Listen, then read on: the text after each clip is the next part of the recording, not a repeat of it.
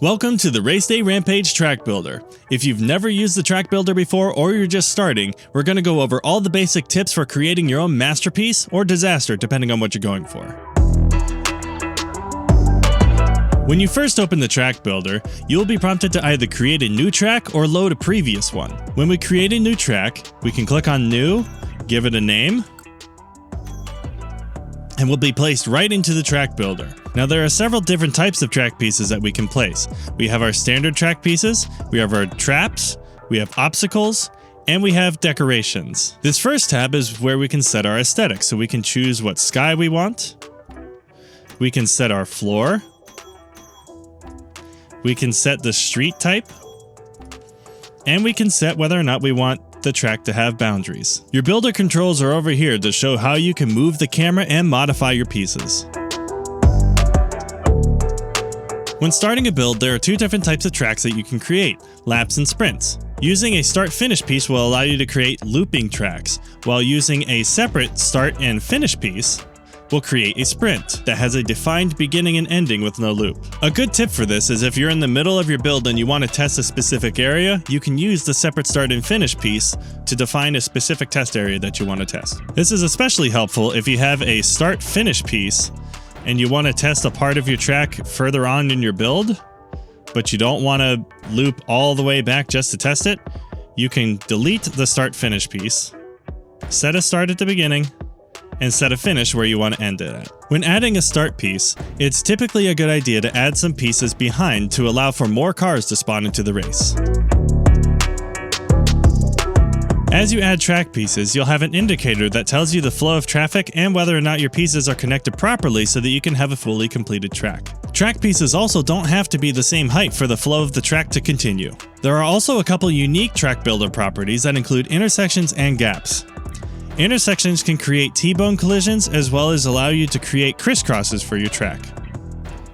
Gaps allow for pieces to be placed a full straight piece apart so you can have dangerous jumps and unique crossovers.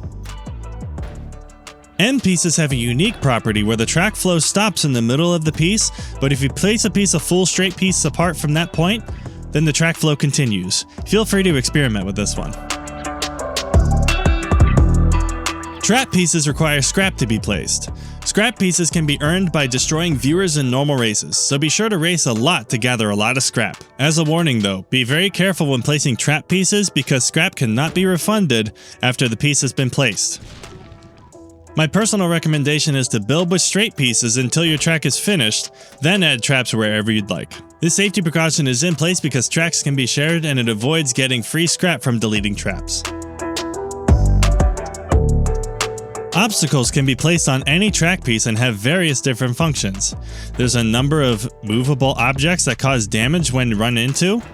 The red barrel can cause explosions, and if it's close enough to other red barrels, it can cause a chain reaction. The oil slick does not cause damage, but it causes cars to spin out and slow down when run over. Fire hydrants will shoot cars up in the air with water. Roadblocks are immovable objects that cause damage when run into.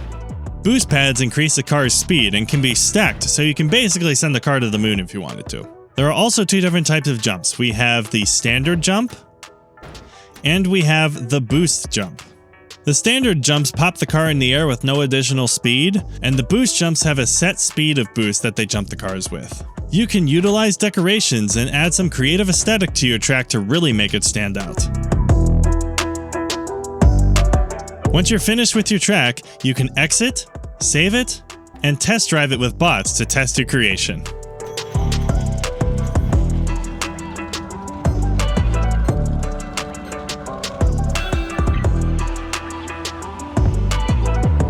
And that's the Track Builder in a nutshell. If you'd like to share your tracks or you'd like to play some of your friends' tracks, you can copy the folder link in the description and paste it in your file explorer here, and that'll take you right to the JSON files that you need to either paste into or share your personal tracks. Thank you so much for watching, and happy building!